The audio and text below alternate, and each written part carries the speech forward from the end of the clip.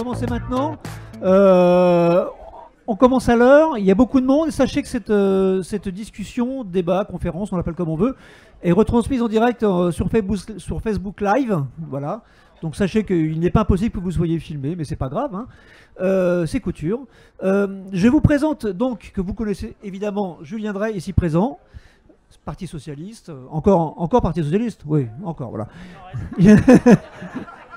Ex-député, conseiller de milliers de présidents, bref, Julien Drey. Et Jean-François Copé, que vous connaissez aussi. Pourquoi Julien Drey? Je vais vous expliquer pourquoi, c'est assez simple. Julien Drey, comme Jean-François Copé, a eu à souffrir lui aussi d'affaires judiciaires qui sont devenues des affaires politiques, puis des affaires médiatiques. En clair, en 2009, je crois me souvenir, 2008, je raconte très rapidement le contexte pour que vous compreniez comment ces affaires naissent. En 2008, je suis au Monde, Fabrice est lâchement parti à Mediapart, et je suis au Monde et je travaille sur différents aspects. Et puis un jour, je reçois un coup de fil de quelqu'un qui me dit, une source donc, voilà, on a un dossier concernant Julien Drey qui sommeille et qui vient de se réveiller à Tracfin et au parquet de Paris. Et ça concerne ses comptes en banque. Alors on ne va pas aborder le fond de l'affaire ici. Simplement, sachez que cette affaire-là, du coup, lui a valu une garde à vue, une perquisition, que du coup, nous avons évidemment raconté ça dans Le Monde, nous avons sorti l'information, ça lui a valu bien des déconvenues par la suite. C'était évidemment aussi un complot qui a été mené contre lui. C'est important, un peu comme Jean-François Copé. Mais le plus important, pourquoi ils sont là tous les deux aujourd'hui, c'est que de ces affaires médiatico-politico-judiciaires naissent des affaires humaines. C'est-à-dire que ces deux personnes-là que vous avez là, elles ont été cramées en place publique. Et après, pour se relever, c'est très compliqué. Donc, c'est ce qu'on voudrait aborder aujourd'hui devant vous. Vous poserez vos questions aussi. Mais Jean-François Copé, moi, la question que je me pose, c'est est-ce qu'on se remet jamais d'un tel déferlement de haine politique, médiatique et populaire? Bon, enfin d'abord, ce que je vais vous dire là n'a de sens que par rapport à tout ce que nous nous sommes dit tout à l'heure. Donc pardon pour ceux qui nous ont rejoints et qui évidemment vont penser que ce que je raconte paraît un peu abstrait et auront surtout du mal à le croire. Mais enfin voilà, la vérité c'est qu'il y a les preuves politiques et puis il y a les preuves personnelles. Et je crois que c'est vrai que cette question mérite d'être posée. Il faut d'abord d'emblée que je vous dise quand même quelque chose. C'est que cette épreuve, aussi violente soit-elle, pour Julien Drey j'imagine, enfin je suis même sûr, comme pour moi, malgré tout, ça n'est rien à côté des épreuves infiniment plus dures que la vie peut amener à connaître. J'ai une pensée pour les générations qui nous ont précédés. Vivre en guerre, perdre un enfant, être touché par une maladie mortelle, les vraies épreuves sont là. Et je crois que c'est important aussi de le dire. C'est important de le dire, bien sûr, pour remettre les choses à leur juste perspective. C'est important aussi, quand on est soi-même victime d'une épreuve comme celle dont nous parlons, pour entamer son travail de résilience. Alors la résilience, vous savez, c'est un concept que l'on doit en grande part à un immense scientifique qui est Boris Cyrulnik, dont je ne saurais trop recommander la lecture des livres, et qui en fait nous renvoie à notre humaine condition et à notre capacité à puiser en nous-mêmes les forces intérieures qui nous permettent de nous dépasser et de surmonter l'épreuve. L'épreuve, quelle qu'elle soit, elle a pour objectif, avoué ou non, de nous assommer. Et le but du travail qu'on doit faire, c'est d'essayer de se relever. Voilà. Et pour cela, on fait comme on peut. Vous savez, c'est vraiment, on fait comme on peut. C'est comme le GI parachuté à Sainte-Mère-l'Église. On dit, tu as une boussole, une carte, tu te débrouilles, tu vas jusqu'à Berlin, il n'y a personne derrière pour t'aider, tu te débrouilles. Voilà. Et il faut se débrouiller. Et de ce point de vue, chaque situation est différente. Chaque situation est différente, chaque situation est unique, et j'ajouterais, chaque situation à observer est passionnante, parce qu'elle nous renvoie à notre humaine condition. Alors, ayant dit cela, je ne peux que parler, pour le coup, de mon cas personnel, parce que chaque cas est différent. Moi, j'ai la chance immense, de m'être construit à travers des fondamentaux familiaux extrêmement solide. C'est pas le cas de tout le monde, hein. Malheureusement, il y a des vies qui très tôt sont brisées, fracassées, fissurées. J'ai eu cette chance, à la fois parce que j'ai eu des parents solides qui m'ont enseigné à la fois l'amour, mais aussi le travail, l'effort, l'engagement, le courage, mais aussi parce que l'histoire de ma famille m'a beaucoup construit, pardon. Et parce que c'est l'histoire d'une génération qui a connu les drames du XXe siècle, de la deuxième moitié du XXe siècle.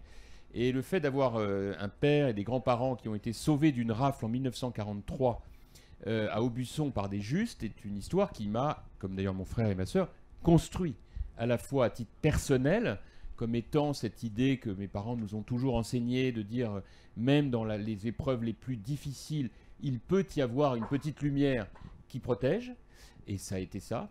Je ne rentre pas dans le détail de cette histoire de la rafle d'Aubusson, mais ça a été quelque chose de très, de très important pour moi. Et puis deuxièmement, parce qu'on nous a enseigné dans la famille l'amour de la France. Moi, j'ai toujours entendu mon père nous dire, voilà, les 40, c'est des salauds, mais c'est aussi des justes. Et on doit rendre à la France ce qu'elle nous a donné. Et ce sont des moteurs extrêmement forts, et d'ailleurs qui ont conditionné mon choix très tôt de m'engager pour la France. Jusqu'à ce qu'est arrivée cette affaire et que j'ai décidé de prendre du recul parce que c'était pour moi inimaginable de continuer comme si rien ne s'était passé, parce qu'effectivement, ça n'est pas possible d'être après comme on a été avant quand on a à subir ce type de violence.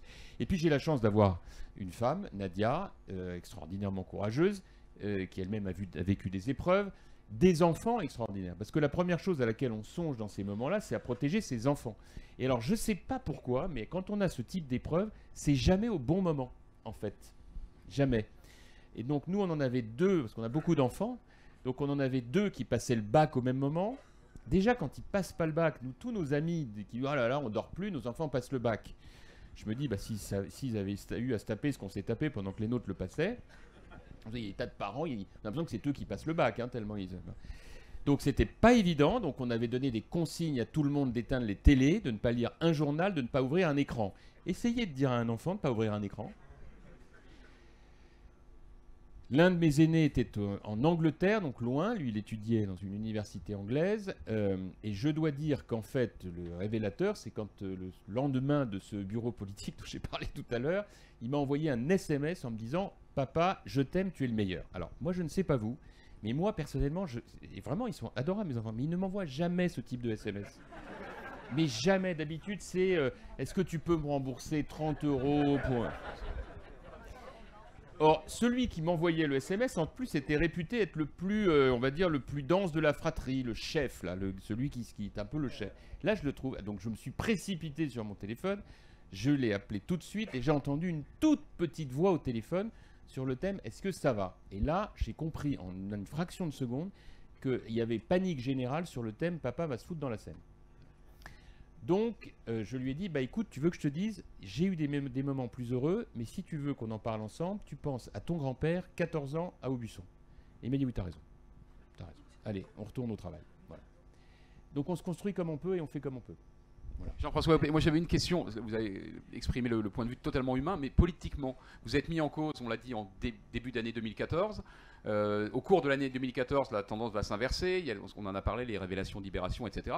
Et vous allez être mis, vous l'avez dit vous-même, finalement hors de cause officiellement par la justice relativement rapidement. Pourtant, on est en 2019. Pourquoi politiquement on est carbonisé, entre guillemets, si vous me permettez l'expression, alors qu'on a été mis en cause, j'allais dire injustement, et qu'on a été blanchi? Pourquoi politiquement on ne revient pas? Alors... question supplémentaire, Jean-François. Qu'est-ce qu'on ressent quand on croise le regard des gens? Parce que je me souviens des reportages qu'il y avait sur vous à l'époque, c'était violent. Et qu'est-ce qu'on ressent quand on croise le regard de gens qui vous traitent de voleurs à travers leur regard? Bon, d'abord, carbonisé 5 ans après, la seule chose qu'on puisse se dire, on se console comme on peut dans la résilience, c'est qu'à droite, comment vous dire, je suis pas le seul à être... Ouais. J'ai même envie de vous dire un truc, c'est que finalement, rétrospectivement, le nombre de gens qui me disent finalement vous étiez pas mal, donc finalement l'un dans l'autre, ça permet de se... Voilà, bon. Alors, deuxièmement, oui, j'ai été relativement vite, bien sûr, innocenté, mais par les experts. C'est-à-dire qu'en réalité, malheureusement, comme je le disais tout à l'heure, quand un homme ou une femme politique est sali, on en parle 24 heures sur 24. obtenir 6 mois, 18 mois, 1 an, 5 ans après qu'on veuille bien dire qu'il est définitivement innocenté, ça n'existe pas. Voilà. Alors on dit, mais si, regardez, il y a un petit entrefilet dans la Voie du Nord ou la Marne. Oui, certes, mais enfin, à côté d'un déferlement que vous avez sur votre smartphone pour les homards de M. Drugy cette semaine, comme pour n'importe quel autre truc la semaine d'avant, franchement, si vous voulez voir le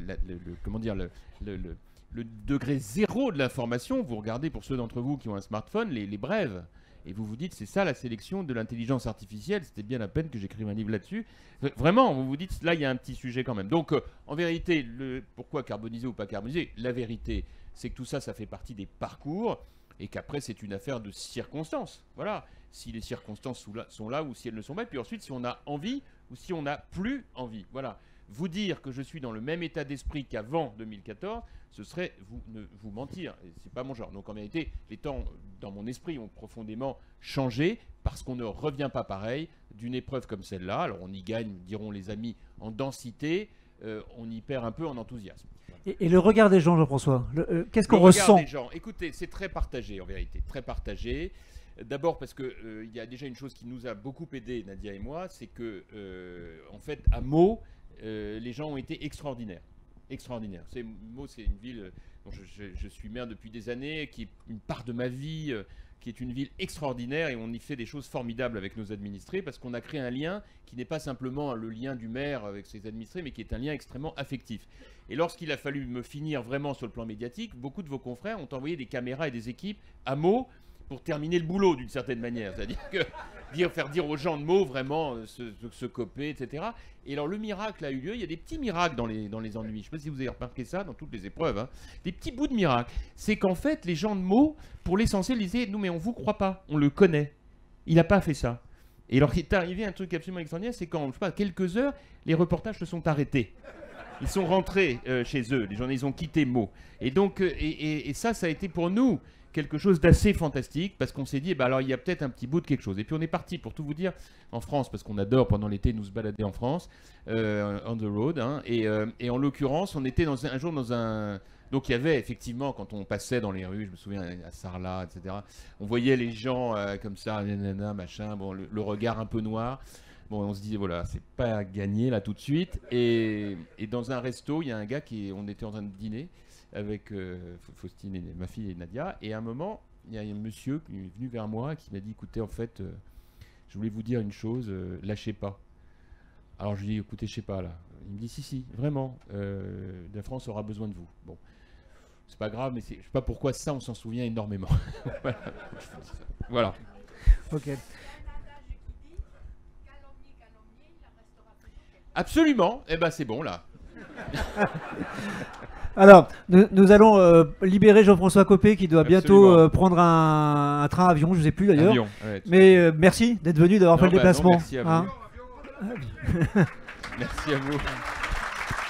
Et pardon à Julien parce que je vais pas t'entendre, mais faut que vous sachiez que je connais Julien Drey depuis extrêmement longtemps, même s'il est beaucoup plus vieux que moi, mais j'ai démarré jeune. Et c'est quelqu'un qui n'est pas du tout du même bord que moi. Toi, tu joues à domicile aujourd'hui, hein.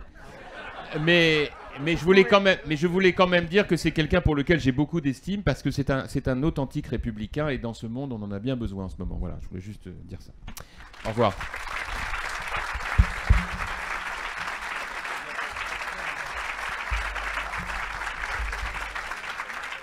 Donc on enchaîne avec Julien Drey. Je vous ai donc raconté brièvement l'histoire qui lui est arrivée.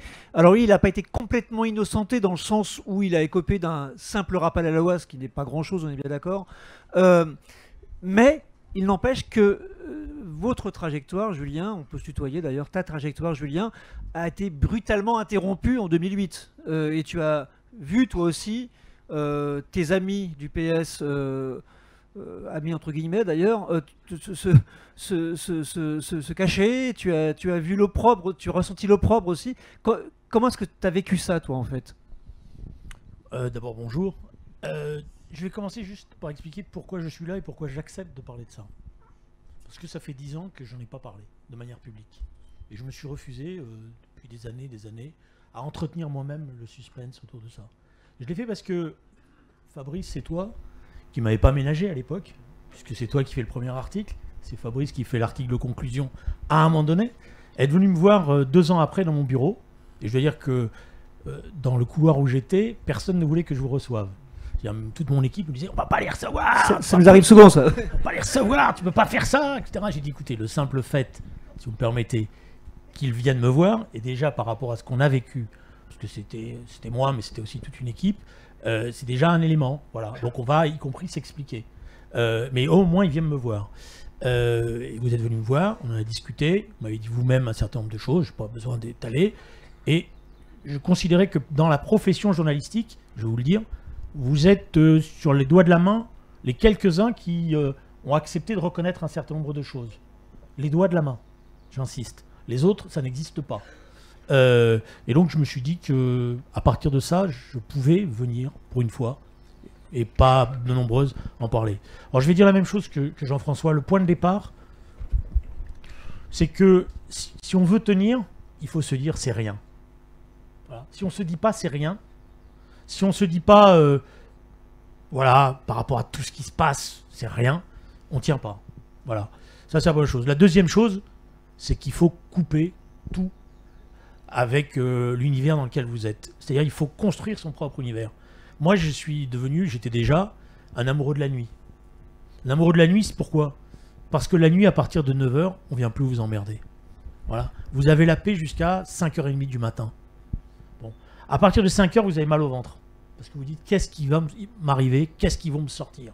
Quelle va être la dépêche AFP? Quelle va être... Voilà. Et le calvaire monte comme ça en puissance. Alors, il faut couper. Voilà. Il faut dormir, voilà, faire des grasses mat. Comme ça, voilà, vous pouvez vous organiser votre agenda pour vous protéger par rapport à la pression. Et je pense que ceux qui n'arrivent pas à faire ça, je pense qu'effectivement, à partir de là, ils rentrent dans un drame personnel, parce que le drame personnel, il nourrit les maladies, il nourrit, voilà. C'est la première chose. Deuxièmement, c'est un moment de vérité. Et il faut le prendre comme tel. Et dès le début, je me suis dit, c'est une épreuve. Voilà, c'est une épreuve, il faut que tu apprennes de cette épreuve. Voilà. Il faut que tu te mettes en observation de toi-même, pour apprendre de cette épreuve et pour t'enrichir et pour pouvoir, à partir de là, à un moment donné ou à un autre, y compris aider les gens ou discuter, etc. Évidemment, la question de l'entourage, des amitiés, compte énormément parce que si ça va pas très bien à la maison, bah, évidemment, ça aide pas. Maintenant, c'est vrai, et Jean-François a raison, c'est aussi un moment de vérité par rapport à vos propres relations humaines. Voilà, traverser, moi je suis marié depuis l'âge de 20 ans, c'était une épreuve importante parce que d'un certain point de vue, ceux qui payent le plus, c'est pas vous. C'est ceux qui sont autour de vous, ceux qui vous défendent. Moi, il m'est arrivé un soir de rentrer et mon plus jeune fils était en larmes. Parce que dans la classe, on lui avait dit « ton père est un voleur ». Et donc, il s'était battu. Et comme il s'était battu, il avait été renvoyé de la classe, etc. Alors que le pauvre, il comprenait rien. Quoi, voilà. Et que pour lui, son père n'était pas un voleur et qu'il n'admettait pas. Voilà. Donc, c'est à eux, d'un certain point de vue, qu'on doit... Alors, on est un peu égoïste parce qu'on pense à eux, mais on pense aussi à tous ceux... Moi, c'est ça qui m'a animé.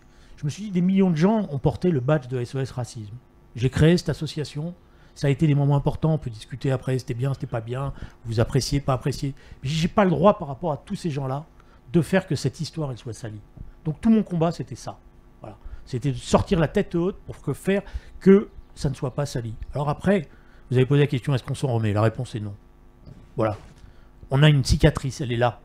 Et à tout moment, on se demande, parce qu'on devient un peu paranoïaque, si ça ne va pas recommencer, si vous n'allez pas avoir... Voilà, et la pression paranoïaque, vous la transmettez aux autres, hein, à toutes vos équipes, etc. On s'en remet pas, mais on a appris beaucoup de choses. Alors on a appris d'abord une chose, qui sont les gens vrais? Et ça, c'est important. Qui sont les gens vrais? Qui sont les gens qui commencent pas par vous brûler, ou vous incendier, ou se détournent de vous, ou oublient qui vous êtes? Et là, il n'y a pas de frontières politiques. Et souvent, la surprise, elle vient du fait que c'est des gens que vous attendiez pas qui sont là. Jean-François, il est parti, voilà, qui vous appelle. C'est pas spontané pour lui. Ou qui dit je veux manger avec toi dans Paris. Parce que je veux qu'on voit que je suis là. Et là, c'est... Et ben après, les relations humaines que vous avez construites, ou que vous construisez à ce moment-là, elles sont autre chose. Ces gens-là sont à la vie. Puis il y en a d'autres, même quand ils accèdent aux plus hautes fonctions de l'État, bah vous savez que quand ça va mal... Tu penses à qui, là? Bon, vous avez compris. Vous avez compris. Voilà. Alors après, je réponds là, et je finis, parce que je veux pas... Après, vous savez, pourquoi je vous dis on s'en remet pas? Parce que c'est les autres qui en permanence vous rappellent ça. quand on fait une liste pour faire un gouvernement, il y a toujours un mec, ou une nana, excusez-moi, qui dit « Mais est-ce qu'on est sûr qu'il n'y a pas encore quelque chose sur Julien Drey, etc. » Et moi, je vous le dis comme ça, vous voyez, c'est la première fois que j'en parle. En 2014, la question s'est posée, et j'ai dit dans les yeux à François Hollande « Laisse tomber. Laisse tomber. » Il dit « Mais on l'a vu, il n'y a rien. » Je dis « Non, laisse tomber. Le seul fait que vous avez voulu voir, alors qu'on se connaît depuis très longtemps, fait que j'ai même pas envie de venir vous aider. Je continuerai à venir le soir, à en prendre plein la gueule, parce que je te dis des trucs et tu fais l'inverse après, c'est pas grave. Voilà, tu vois des journalistes que tu devrais pas voir. Ou en tous les cas, tu devrais faire attention. Mais voilà, quoi, voilà. Donc, c'est aussi... Moi, vous savez, au début, je finis là-dessus. Quand j'étais jeune, j'avais eu au baccalauréat un sujet sur l'homme. C'était un texte de Rousseau. Bon, je n'avais pas été très brillant d'ailleurs. Mais j'avais fait tout un truc parce que j'étais trotskiste, gauchiste, tout ce que vous voulez. L'homme, il est bon, c'est la société qui est pourrie, c'est dégueulasse, voilà. Voilà, bon, vous imaginez à peu près le type de copie qui n'avait pas très plu d'ailleurs au correcteur. Mais bon, j'étais sorti. Moi, j'avais pensé que, voilà. Aujourd'hui, je dis souvent, si j'avais la même dissertation à faire, je pense pas que je dirais que l'homme est bon. Voilà. Ni la femme d'ailleurs. Hein. Bon, voilà. Et sur l'aspect purement politique, on imagine de l'extérieur, on peut imaginer qu'un parti, notamment le Parti Socialiste, c'est une grande famille. Qu'est-ce qui s'est passé en réalité? Excusez ma candeur. Est-ce que tu as été un petit peu soutenu, lâché immédiatement? Comment ça s'est passé politiquement dès que l'affaire est sortie?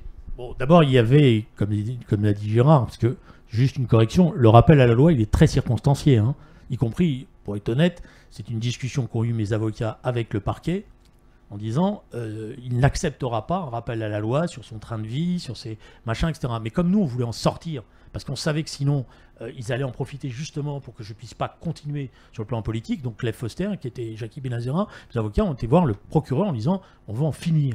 Et le procureur, il était très ennuyé. Parce qu'ils avaient mis tellement de moyens que comment expliquer qu'on avait fait un fiasco? Comment expliquer ça? Ils ont dépensé, j'ai calculé, grosso modo 1 million d'euros.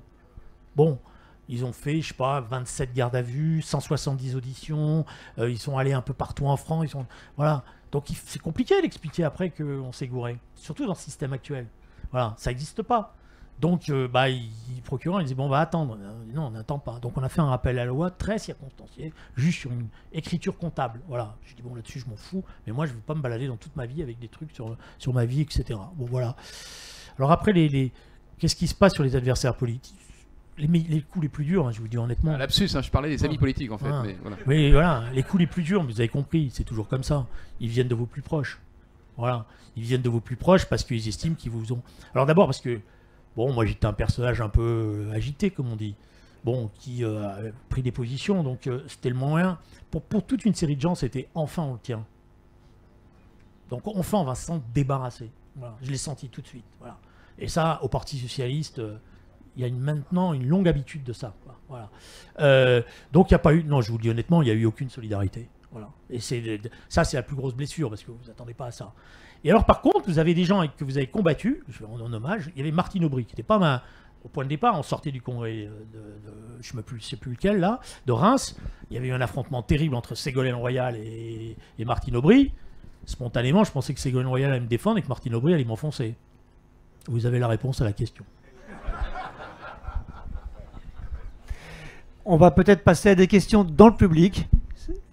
J'imagine que vous avez des questions à poser sur la résilience. Il faut un micro pour Adèle.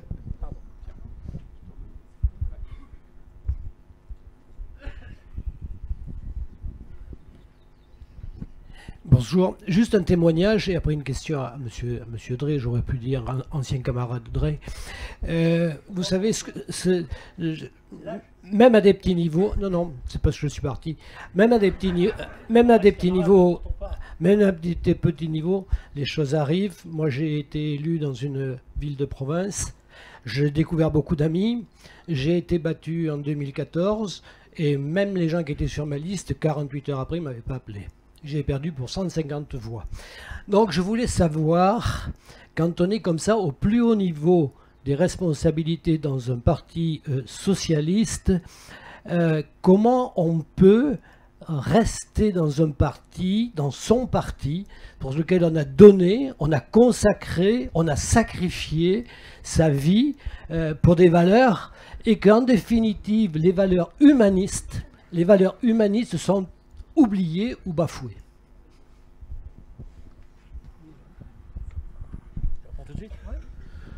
Moi, je suis d'accord avec ce qu'a dit Jean-François. L'agréable surprise, si vous me permettez, c'est les gens comme vous. C'est ça le fossé, d'ailleurs, souvent je dis aux journalistes, vous savez, c'est un truc extraordinaire. Si je crois ce que je lis, alors, je ne vais pas me tuer, quoi. Je vais même me suicider, ça. Voilà. Et puis, quand je sors, c'est pas la même chose. Alors, vous avez toujours un mec qui vous demande l'heure, hein. Ça, c'est clair. Hein. Voilà. Vous avez toujours un mec qui vous demande l'heure, gentiment. Pour certains, pour d'autres, voilà. Vous avez toujours un mec dès que vous êtes... Bon, d'ailleurs, c'est plutôt les mecs, hein, pour être honnête. Voilà, pour le dire comme tel. Voilà, donc vous comprenez, vous avez toujours le mec qui essaye de regarder si par hasard. Donc j'ai évidemment adapté des codes.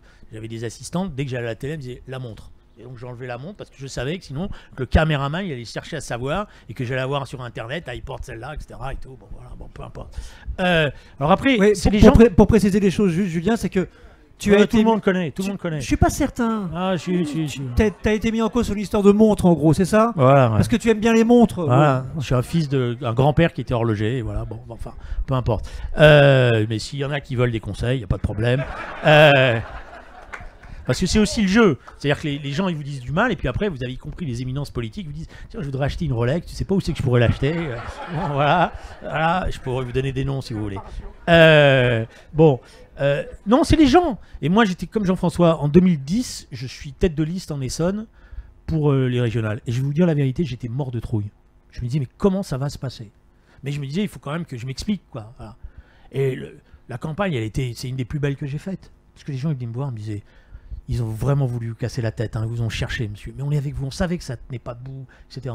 Et ils étaient là, et je fais un score, je crois, dithyrambique, jamais plus on fera ça, 62%. Voilà, j'avais parié avec Kosciuszko Morizet, elle me disait, je vais te mettre 5 points. Je dis, ouais, bon, d'accord, moi je pense que je vais gagner. J'en ai mis 17 à l'époque, elle était elle-même étonnée, parce que les gens, ils avaient compris quelque chose, voilà. Ils avaient compris qu'il y avait quelque chose qui collait pas. Et donc, à l'intérieur, si vous en êtes parti, vous savez comment ce qui s'est passé, quoi. Je veux dire, il y a l'humanisme, c'est un truc qui est resté dans le musée, quoi. Voilà.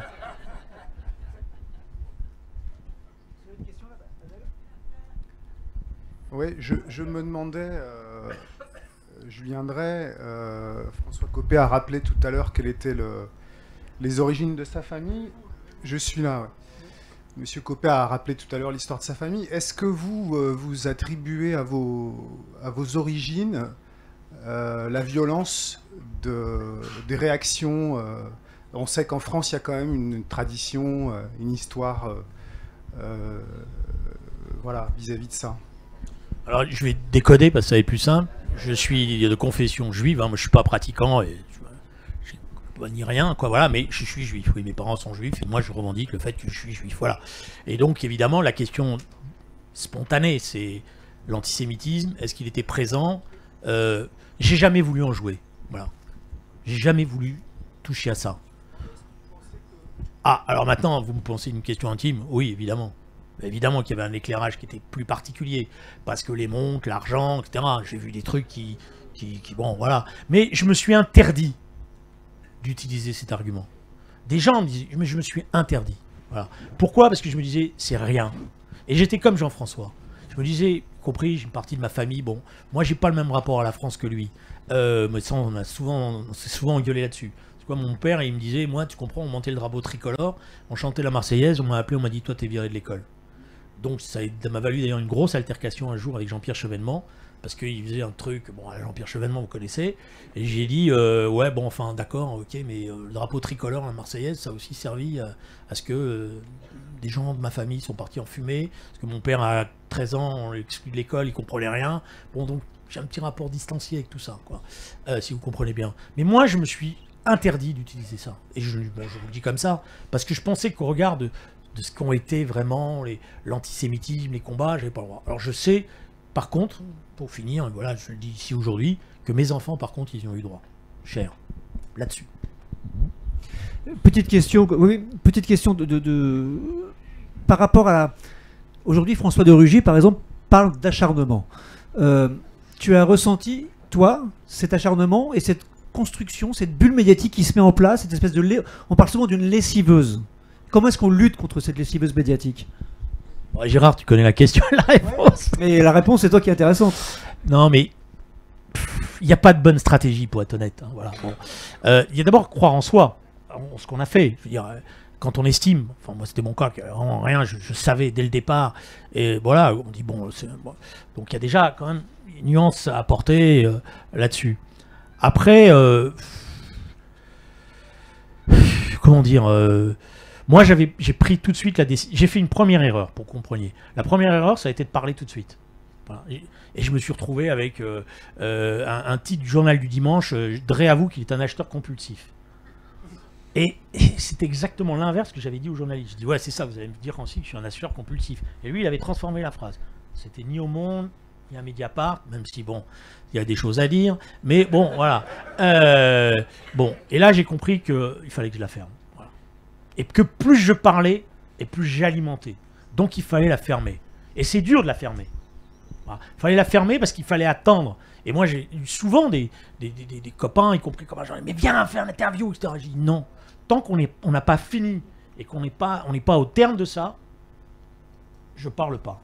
Après, j'ai pris la décision de parler à un moment donné. Quand je savais où j'en étais, j'ai pris la décision de parler et j'ai choisi les émissions les plus difficiles. Et vous racontez comme une anecdote, on était sûr, avec l'équipe qui travaillait avec moi, avec les avocats, on était sûr que bon, là, tout ça était fini. Et donc, il y avait le truc du samedi soir là, à France Télévisions.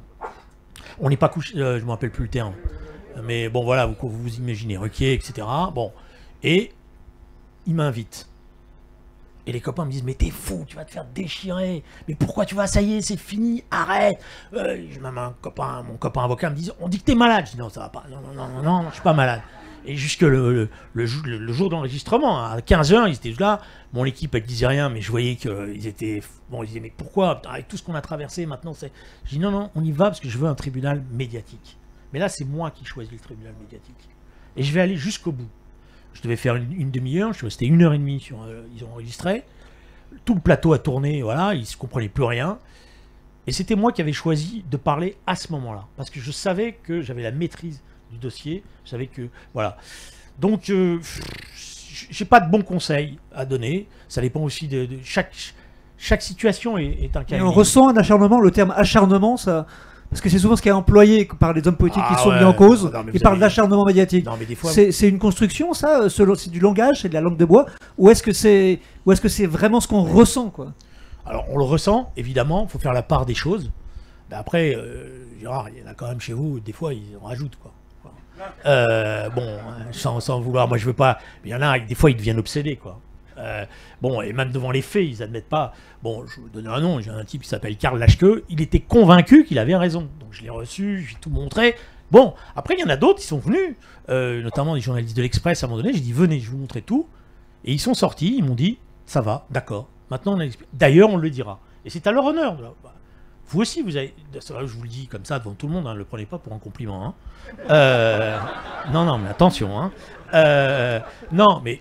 Vous avez d'ailleurs la politesse de revenir me voir pour me dire, bon, on discute. Et à l'époque, il n'y avait rien en jeu. Il n'y a pas d'interview, il n'y a rien. Il m'avait dit, bon, la phrase, je ne sais pas si on se souvient, c'est au départ, votre affaire, elle était sexy.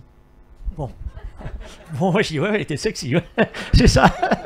Ouais, mais les mots, tout ça, machin, etc. Je dis, ouais, d'accord, ok. Mais vous avez eu la politesse de revenir me voir. Mais il y a des gens, ils ont écrit des trucs sordides sur vous.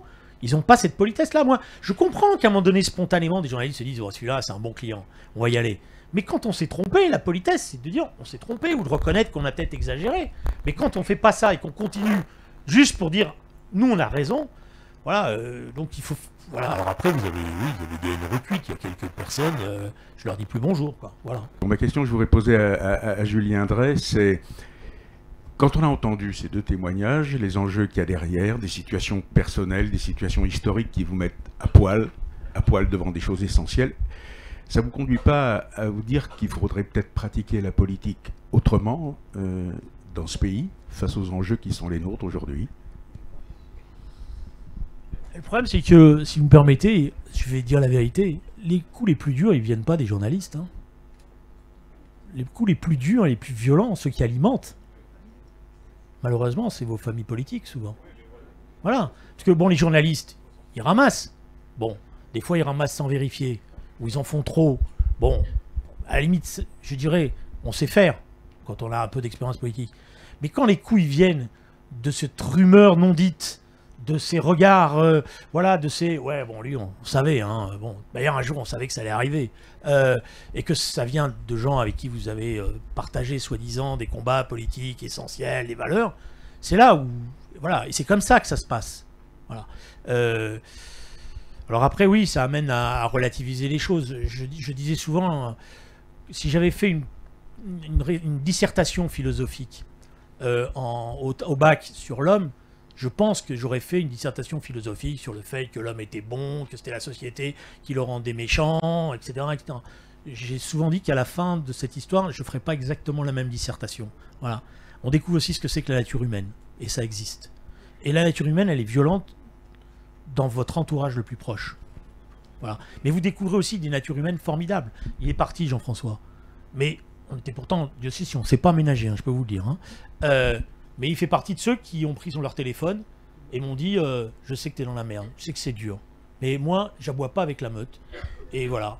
Voilà. Bah, et vous découvrez des gens formidables comme ça. Donc, sur la nature humaine, si j'avais une dissertation philosophique à faire, je dirais moite-moite. Quoi. Parce qu'il y a vraiment des salauds, et souvent, malheureusement, c'est souvent des proches, politiques, mais il y a aussi des gens formidables. Voilà. On va revenir là-dessus, mais il y avait quelqu'un qui voulait poser une question, Adèle. Oui, là, monsieur, excusez-moi, allez-y. Le micro est là. Oui, bonjour. Je suis étonné que vous n'ayez pas, vous, journaliste, retenu les leçons de l'affaire Baudis, qui a été lynché en place publique, et puis, bien sûr, blanchi par la suite, et que votre profession... Alors, vous avez quand même bien précisé qu'il y a le temps médiatique et le temps judiciaire, certes, et que vous êtes là pour mettre à jour un certain nombre de choses, mais nous sommes de simples citoyens et on prend l'information telle qu'elle nous arrive. Hein. On ne se dit pas, il y a le temps médiatique et il y a le temps judiciaire. Bien sûr, et Baudis, comme Julien Drey ou Jean-François Copé, ils ont été jugés dans le temps médiatique. Et alors, donc, pourquoi n'avez-vous pas retenu les leçons de l'affaire Baudis, qui a été une affaire quand même très emblématique? Oui, alors juste un point là-dessus, pour le coup, on n'hésite pas à faire notre mea culpa avec Gérard sur tout un tas de dossiers, en disant qu'on n'est pas parfait d'abord, mais là je me sens pas concerné du tout par ailleurs. Et même Gérard pourra vous en parler mieux que moi, puisqu'il a travaillé justement sur l'affaire Baudis, pour dire exactement l'inverse de ce qui était la mise en cause injuste et scandaleuse et aberrante de Dominique Baudis. Ce qu'il ne faut pas faire, monsieur, c'est comme pour les politiques, c'est mettre tout le monde dans le même sac. Il n'y a pas les journalistes, ça n'existe pas. Et moi je connais des journalistes qui sont des très mauvais journalistes, j'en connais qui sont malhonnêtes intellectuellement, j'en connais qui sont excellents, j'en connais qui sont très fiables. Donc, on ne peut pas dire les journalistes. Ce qui est sûr, c'est qu'il y a eu des dérives, bien sûr il y a eu des bêtises, il y a eu des erreurs énormes. On parlait du Point tout à l'heure, c'est pas pour m'acharner sur eux, c'est le hasard, mais après Baudis, il y a eu une grosse affaire qui s'appelait l'affaire Clearstream, qui était une non-affaire, avec des fichiers qui étaient trafiqués, qui mettaient en cause plein d'hommes politiques, notamment Nicolas Sarkozy, qui n'avait pas besoin de cette fausse affaire, il en a assez des vraies, mais en tout cas celle-là elle était fausse, et tout le monde a été éclaboussé par cette histoire, c'était la une d'un magazine, et en fait c'était bidon, c'était des faux listings. Mais si vous voulez, nous, on avait aussi travaillé sur cette affaire Clearstream, par exemple, je n'accepterais pas qu'on me mette dans le même sac, puisque nous on a dit l'inverse, on s'est méfié de ces listings et on a démonté la manipulation. Donc vous avez raison sur le fait qu'il y a parfois des médias qui partent dans n'importe quelle direction, qu'il y a des mises en cause mais scandaleuses et prématurées, mais de grâce, ne nous mettez pas tous dans le même sac. Ce qui ne veut pas dire qu'on est parfait. On a aussi des défauts. Mais peut-être tu veux raconter juste l'affaire Baudis en 2 mots ce que tu as fait. En 2 mots. Mais on apprend de chaque affaire, monsieur.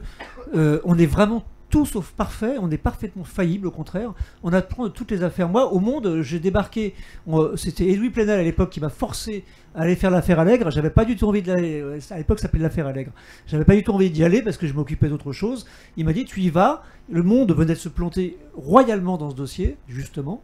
Et il m'a dit tu y vas, tu connais bien les faits divers, tu es un journaliste d'enquête, tu y vas et tu passes le temps qu'il faut. J'y ai passé 6 mois de ma vie et c'est là que j'ai découvert, j'ai appris un pan du métier. Je voyais effectivement les journalistes parisiens débarquer par meutes entières le lundi matin avec la navette, puis repartir le vendredi et écrire toujours les mêmes insanités. Pourquoi? Parce que c'était la facilité. C'était les prostituées qui avaient dit sur procès-verbal qu'il y avait des trafics absolument effroyables dans la ville de Toulouse. Or, on avait tendance à croire des prostituées parce que c'était les petites gens dont la parole avait été recueillie onction suprême par des gendarmes. Et donc, on s'était dit, les journalistes s'étaient dit, puisque c'est sur PV, procès verbal, ça a donc valeur de vérité. Ben non, c'était une construction totale. Et moi, comme d'autres, hein, j'ai appris de ça. Je me suis dit, plus jamais je ne prendrai un procès verbal d'instruction comme une religion. Voilà. Depuis, j'essaie de m'appliquer ça. Comme j'ai appris de l'affaire Drey aussi, où il a pu arriver qu'on aille trop vite, y compris dans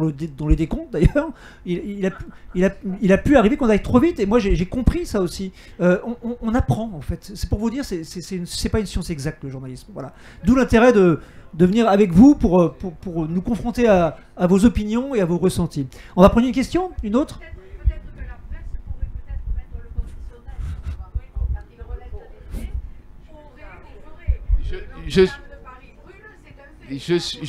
Oui. Je suis d'accord sur le fait qu'il faut attendre, d'accord, mais par contre le conditionnel non, parce que si demain je fais un article pour dire Julien Drey serait un truand, mais on n'est pas sûr, je pense que ça fait le même effet et c'est même encore pire. On est dans l'insinuation, donc voilà. Oui, où est le micro? Attendez, il y a un micro, monsieur, madame.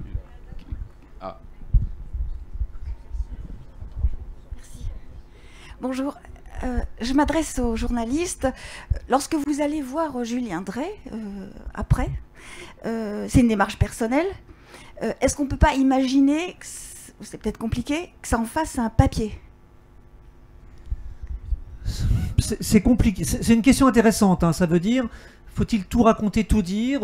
Faut-il avoir une transparence journalistique complète et absolue sur la façon dont on gère les affaires, etc. Moi, je pense que non. Voilà, j'en parle de manière très claire et très transparente.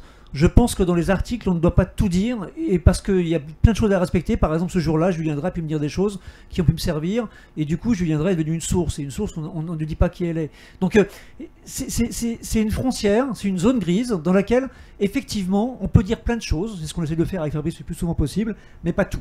Voilà, mais ce n'est que mon opinion. Non, mais par définition, le journalisme, c'est un métier, c'est vraiment une profession, contrairement à ce qu'on peut parfois penser. Le slogan « tous journalistes », moi, j'y crois pas du tout. Enfin, il me fait même très peur, parce que si tout le monde est journaliste, il n'y a plus de journalistes. Donc, c'est un métier avec ses règles, en fait. On a des règles, on est quand même encadré. Et donc, ça implique aussi, en termes de transparence, il faut faire plus, à mon avis. Et nous, on essaie, ce qu'on fait là, c'est un exercice de transparence. Mais on ne peut pas aller transparence totale, parce qu'il y a des choses qui doivent rester, j'allais dire, secrètes. C'est notre secret professionnel à nous, en quelque sorte. Oui.